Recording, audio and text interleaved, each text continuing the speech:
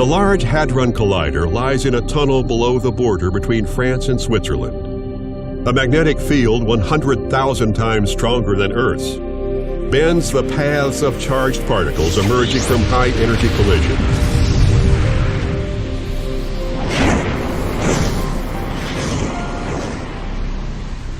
The curved tracks of these particles reveal their mass, charge, and energy.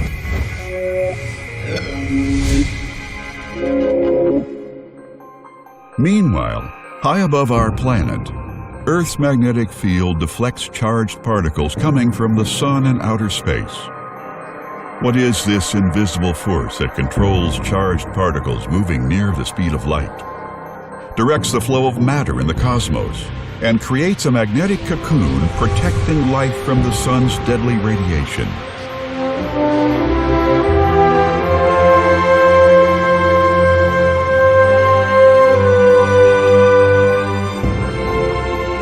Our star, the Sun, is the solar system's source of light and heat, driving Earth's climate and bringing our planet to life. Magnetism channels the paths of hot ionized gases climbing upward from the Sun's visible surface. These sunspots look harmless, but most of the Sun's dramatic and potentially lethal eruptions begin in these active regions.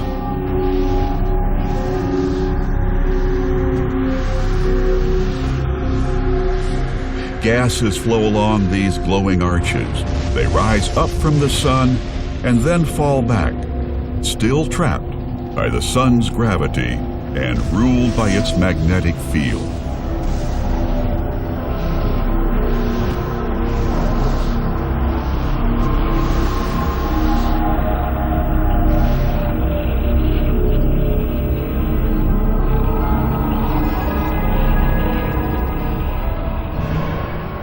The sun's magnetic fields get tangled. Usually, the sun's gravity pulls these prominences back to the sun. But if the magnetic field is twisted enough, the arches can break, releasing streams of hot gases into space in a CME, or coronal mass ejection. If this CME is headed toward Earth, a violent blast of charged particles will slam into our protective magnetosphere in a day or two.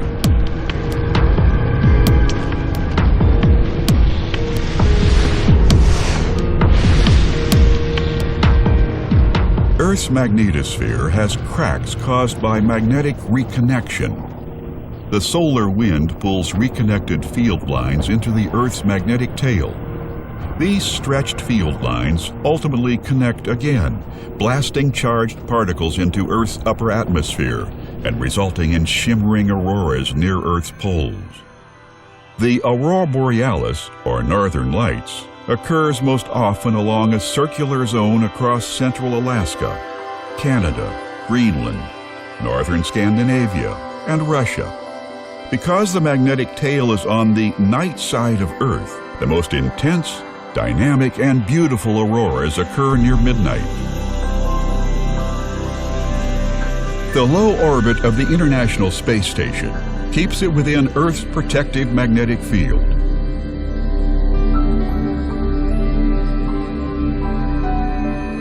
In early 2016, astronauts gathered in the cupola, their favorite place to watch the Earth below.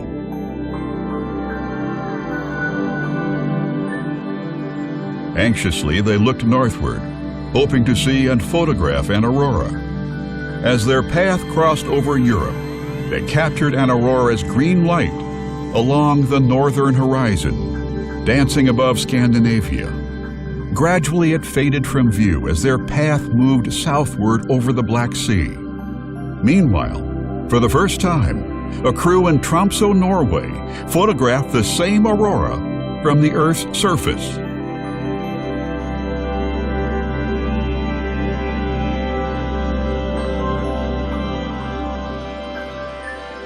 The aurora is a mysterious and unpredictable display of ghostly lights in the night sky, an eerie sign that our planet is electrically connected to the sun.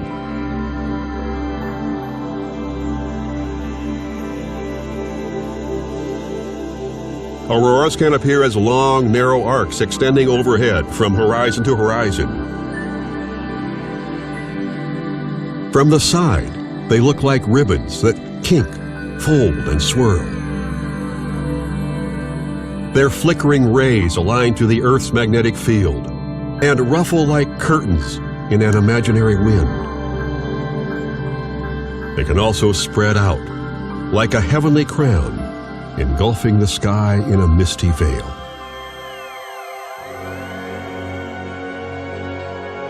In an auroral substorm, sheets twist into waves and curls.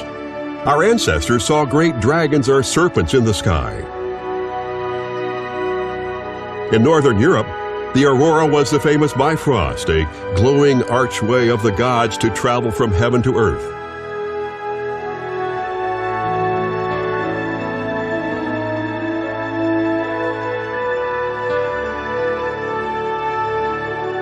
In America, there were spirits carrying lanterns as they sought the souls of dead hunters.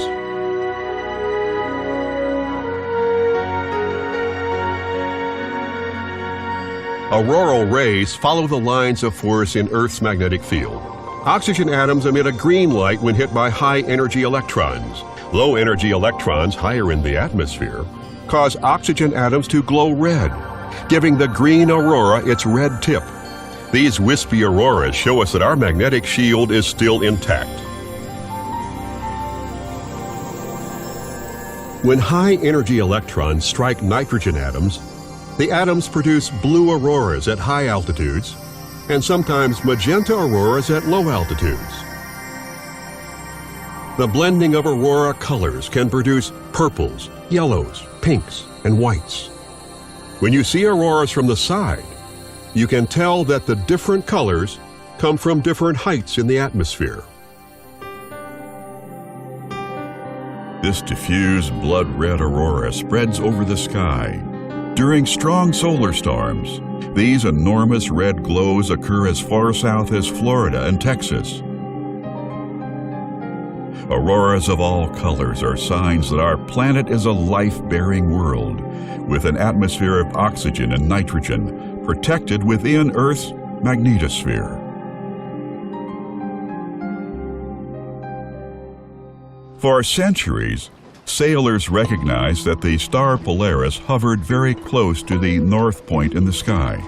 Patterns like the big and little bears encircled this North Star. Explorers could sail the northern oceans by observing the position of Polaris in the night sky. But on cloudy nights, they needed another device to chart their course. The magnetic compass reached Western Europe in the early 13th century. With it, sailors could cross the planet's great oceans, discovering Earth's size and mapping its continents. Earth's uncharted lands became places on a map. Its coastlines defined a world far larger than early sailors had imagined.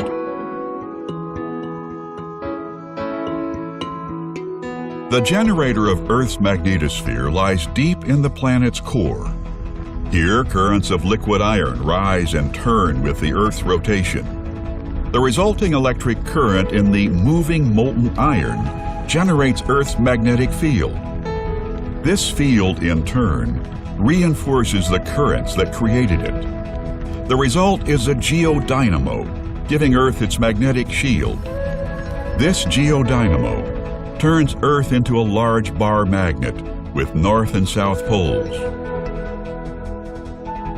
We can see a bar magnet's magnetic field by dropping iron filings on a piece of paper above the magnet.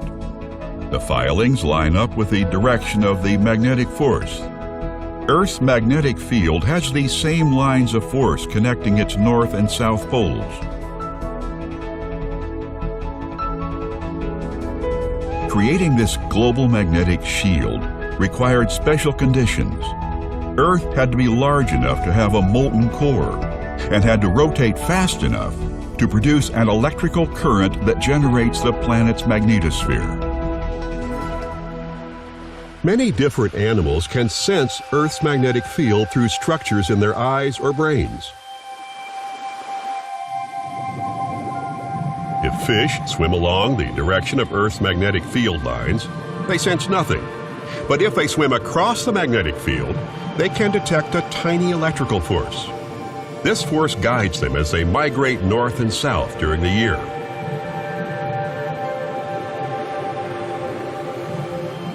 Hammerhead sharks have special gel-filled organs called the ampullae of Lorenzini, which detect electric fields, both natural fields and those created from swimming across magnetic fields. Sensitivity to magnetic fields helps sharks and other fish swim in straight lines across the open ocean.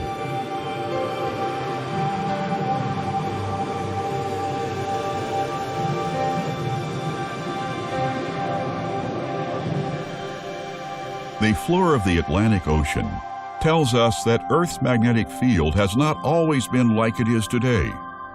A ridge runs from north to south in the Atlantic Basin. Here magma flows upward, spreads out, and turns into iron-rich rock. Like iron filings, the iron atoms in this rock are oriented to Earth's magnetic field at the time the rock hardened. From their changing orientation, we know that Earth's magnetic poles have flipped many times in geologic history. Currently, Earth's magnetic field is decreasing in strength each decade. There could be a reversal of Earth's magnetic poles soon, perhaps in the next 1,000 years. Our advanced civilization depends on electromagnetic fields in communication, transportation, electricity production, and power distribution. When the poles flip, the Earth will be temporarily without its magnetosphere. Astronauts and aircraft passengers could be grounded because there is no magnetic shield to protect them. The next magnetic pole reversal may be destructive and deadly.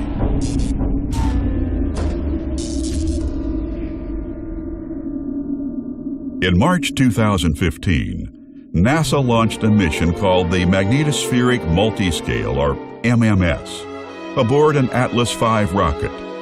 Its mission is to observe the conditions that allow charged particles to penetrate Earth's magnetic shield. The main engine start. 3, 2, 1, 0.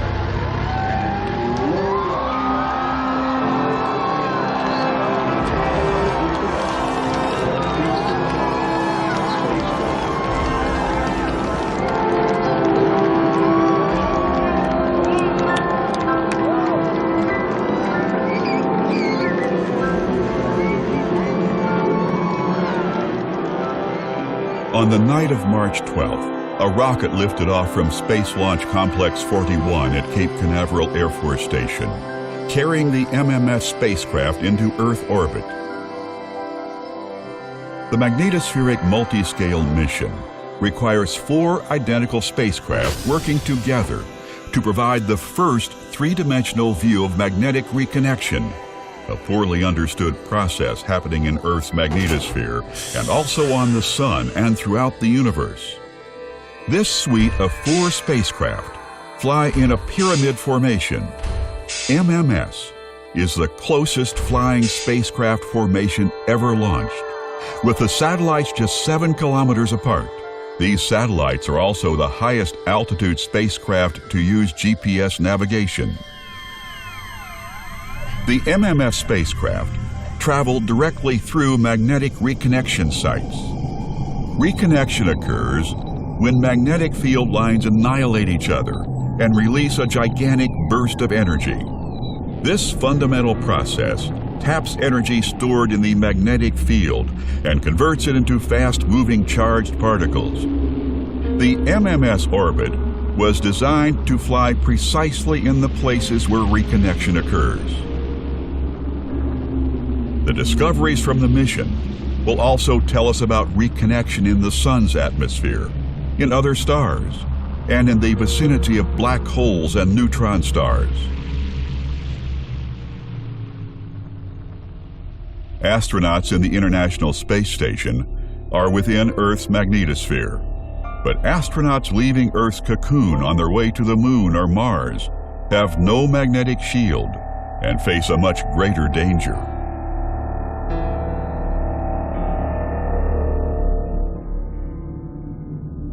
From 1969 to 1972, the United States sent 21 astronauts beyond Earth's protective magnetosphere. These Apollo missions were scheduled for a time of minimum sunspot activity when the solar wind is weakest.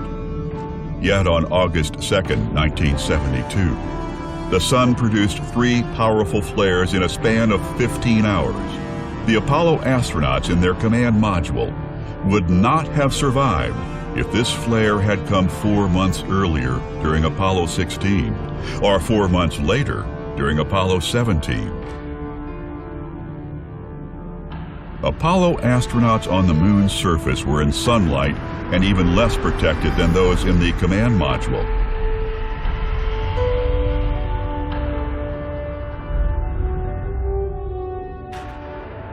Of the inner planets, only Mercury and Earth have magnetospheres. Mercury's magnetosphere is 100 times weaker than Earth's. Perhaps future human settlements near Mercury's poles will benefit from this protective field. Venus is the size of Earth, but rotates so slowly that no dynamo could form in its core. The solar wind bombards its atmosphere directly. Although its rotation is fast enough, Mars lacks a liquid iron core to create a global magnetic field. Without a magnetic shield, the solar wind reaches the planet's thin atmosphere and has robbed Mars of most of its hydrogen and oxygen. Mars is now a dry desert, but it has features indicating that the red planet once had surface water at an atmosphere thick enough to support a water cycle, seas, and perhaps life. When Mars' core froze out, its magnetic shield disappeared. Now the surface water is gone, leaving only its polar ice caps and a hint of water vapor in the thin Martian atmosphere. Jupiter has metallic hydrogen flowing in its core, creating the dynamo to power a magnetosphere 20,000 times stronger than Earth's. Saturn has a smaller layer of metallic hydrogen than Jupiter's, and therefore a weaker magnetic field. Uranus contains both gases and ices of water, ammonia, and methane. Although this planet rotates on its side, its tilted magnetic shield protects like the other giant planets. Neptune's magnetic field is also strongly tilted, resulting in a lopsided magnetic shield, with its poles occasionally exposed to the solar blast. This is just the beginning of our quest to find magnetic fields beyond our solar system. We can detect the effects of magnetic forces in wavelengths beyond our vision. Arrays of radio telescopes working together pick up radio waves from charged particles accelerated by magnetic fields far beyond our solar system. These telescopes have detected emissions from a nearby brown dwarf, about 20 light-years from Earth. These emissions indicate the presence of a magnetic field. Brown dwarfs are stillborn stars, too small to make their own light. As electrons spiral down into a brown dwarf's atmosphere, they produce radio emissions and excite hydrogen atoms. Unlike the green auroras from oxygen, the hydrogen atoms in a brown dwarf emit a glowing pink light. These auroras are about 1,000,000 times brighter and more powerful than auroras on Earth. The discovery of auroras beyond our solar system will help us detect auroras around other objects, especially distant planets. Observatories on orbit and on Earth have found evidence of planets orbiting other stars.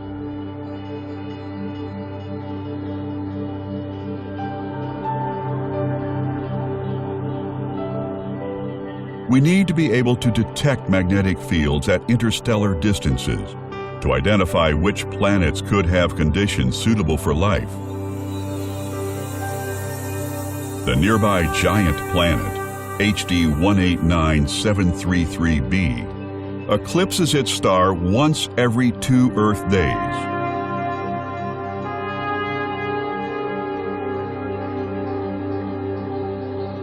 When this happens, We see a dip in the star's light caused by the bow shock of its magnetic field, and another dip caused by the planet.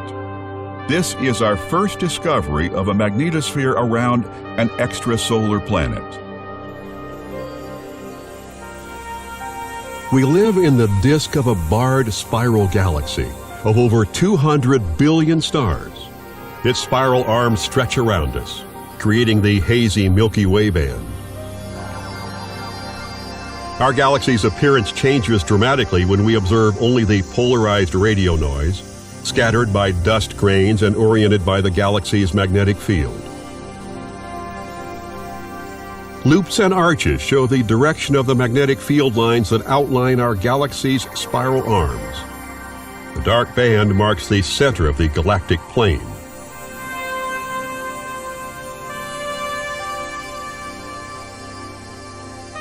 Our galaxy also looks very different in gamma rays, the most energetic part of the spectrum. Orbiting gamma ray observatories like Fermi can pinpoint the most energetic light sources in the universe.